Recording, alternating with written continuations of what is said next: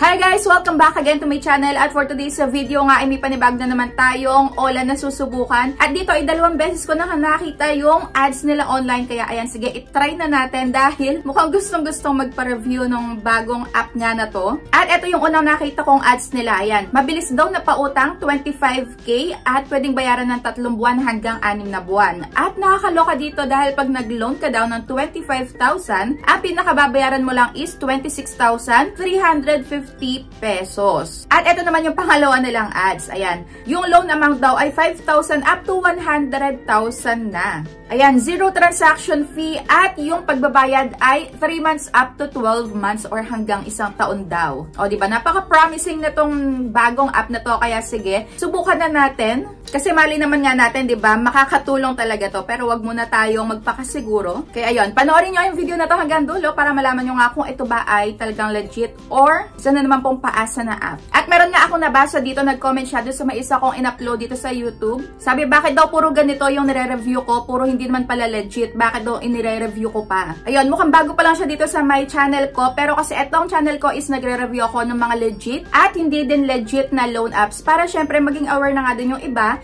kung talagang maaasahan ba yung bagong labas na app na yon or hindi. So kung hindi ko nire-review yung mga ganitong klase ng app, baka umasa lang kayo doon sa may mga nakikita nyong offers online na akala nyo maganda pero hindi naman pala. Kaya ayun, okay lang na mapanood nyo yung mga hindi legit, ayan, para malaman nyo kung magkano talaga yung makukuha nyo at kung gaano talaga katagal yung pagbabayad or baka naman kasi 7 days lang yan. Kaya ayun, shoutout sa'yo dyan. So dito na nga tayo, etong app na to ay ang EasyPera Tala Peso Loan. So, anong napansin nyo? Dito, meron siyang inilagay na Tala, which is, ito ay isa sa mga legit na loan apps, yung word na Tala, ayan, Tala app. At marami nang nanggagaya din dito sa may pangalan nila. Yung isa Tala Cash. At ito naman, meron ding Tala. Ayan, EasyPera Tala Peso Loan. Dahil yung iba nga, nagtataka na yung Tala daw ay, ayun na nga, haras na. So, hindi nila alam na hindi pala yun yung talagang Tala na matagal na. So, ayun, marami lang nanggagaya sa may word na Tala.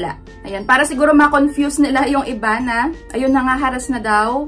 At kung ano-ano pa. Dito nga hindi ko na patatagalin pa, eto na yung pinaka-loan details. O diba, mabilis ang review lang din to para malaman nyo na kung okay ba or hindi. Dahil syempre, tapos ko naman na tong applyan bago ako mag-video na ganito. So eto na nga yung pinaka-loan details nila. Ako ay naaprubahan naman sa may 2,000 pesos. O diba, ayan, naaprubahan ako at yung loan term is 121 days. Kaso nga lang, nung chinek ko itong first repayment, lumalabas lang dito na 7 days lang talaga dapat mabayaran ko na tong pinakabuo niya. At dito ay hindi ko buong matatanggap yung ilaloan ko dahil meron ditong service fee na 800 pesos. So, yung repayment amount is 2,000 pesos. Kaso, yung mababawas nga dito is 800 pesos. Wala naman ditong interest kaso lang bawing-bawi sila dito sa may service fee. At check nyo naman itong repayment plan. Kaya pala 121 days. After 7 days, ayun, matagal mo nang babayaran yung pangalawa. November pa. Oh no, January 11, 2025 pa. At ito ay nagkakahalaga lang naman ng 20 pesos. O, diba, nakakaloka. So, ayun, para sa akin, ito ay not recommended kahit na bagong labas lang siya. At, ayan, nakaregister sa may SEC. So, hindi ibig sabihin na nakaregister sa SEC is legit na to, na mapagkakatiwalaan, na maaasahan. So, hindi. Dito, possible pa rin talaga na pag na-late ka ng pagbabayad, maaari ka pa ding makatanggap ng multiple calls, texts, or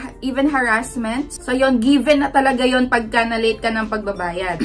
Pero dito, in fairness nga, kahit na hindi siya legit, napakabilis ko lang nangyari dito. 1 minuto lang yata tapos na ako agad dahil, or wala naman siguro, nasa 2 minutes, ayan. Wala sila dito hinahanap na sobrang daming information. So, yan lang yung mga sinagutan ko sa kanila, ID, basic info, employment, contact, at receiving account. At sa may contact information or contact references, 3 yung hinanap nila sa akin or hiningi nila sa akin.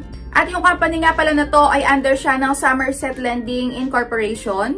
So, yun, nakaregister naman, pero hindi nga ibig sabihin nun is okay na talaga to. So, na-check ko naman yung loan agreement nila. Yan, pwede ka daw ditong pautangin nga ng 2,000 pesos up to 60,000 pesos. Kaso, eto nga, yung minimum nakalagay dito sa kanilang app ay 91 days. Up to 1 taon daw. Pero, hindi sila sumusunod dahil 7 days lang talaga yung unang pagbabayad. Dapat mabayaran mo na. At At nung chinek ko nga yung kanilang app, ito ay may 4.6 na ratings at ito yung ilan sa mga sinasabi nung mga nakapag-try na. Ayan, bukas pa yung due date pero galit na daw yung agent. Ito pa isa, do not try to loan here. All the agents here are rude, just threatening and harassing for only 2,000 pesos. Kahit na daw yung due date is bukas pa. So kagaya niyan, kung hindi natin nire-review yung mga hindi naman talaga maaasahan na loan app, baka accept lang kayo ng accept. Akala nyo ay 2,000 talaga yung makukuha nyo, tapos 121 days. Ayan, dapat lagi nyo tinitingnan yung exact na date kung kailan talaga yung due date nyo. Hindi yung doon lang kayo tumitingin sa may loan terms kung ilang days. So yun, di na kayo mapapahamak. Basta lagi kayong mabusisi dito sa may mga pinag-a-applyan nyo ng loan online. So, ito yung itsura nung app na to is si Pera Tala Peso Loan. So, nag-check din ako dito online kung meron na bang naharas to. Ayan na, i-post online. Wala pa naman ako nakikita dahil nga siguro bago pa lang to. Pero kung na-try nyo na nga din, mada-download to sa may iOS. Kung na-try nyo na din to, ay i-comment nyo na din dyan sa comment section kung ano yung na-experience nyo. Ayan, kung naharas din ba kayo, kung ano yung mga pinagsasabi sa inyo. At kung natawagan ba yung contact references nyo. Ayan, i-comment nyo na dyan sa may comment section para maging aware na nga lang din yung iba. Para ayan, hindi na nila masubukan yung mga ganitong klase ng loan app. So, lagi ko sa inyo sinasabi pagka mag-a-apply kayo ng loan online, i-limit nyo lang yung nandun sa may phone book nyo, yung nakasave sa inyo ng 3 hanggang 5 contact references lang. Or contacts nga na nakasave sa may phone book nyo para in case man na maliit kayo ng pagbabayad sa kahit anong OLA na na-applyan nyo, ay wala nang mahaharas doon sa may mga numbers pa na nakasave nga sa may phone nyo dahil 3 to 5 lang yung isa-save nyo. Yun, ilimit nyo lang. O, diba? Naintindihan nyo ba? So, yun, basta ilimit nyo lang yung nandun sa may phone book nyo. At lagi kayong mag-lock ng Facebook profile nyo para wala na nga ding makita sa may friend list mo or yung mga pictures nyo. At may iwasan din yung pag-tag sa inyo. Pero kahit na yung iba, nakalaki yung Facebook profile nila ay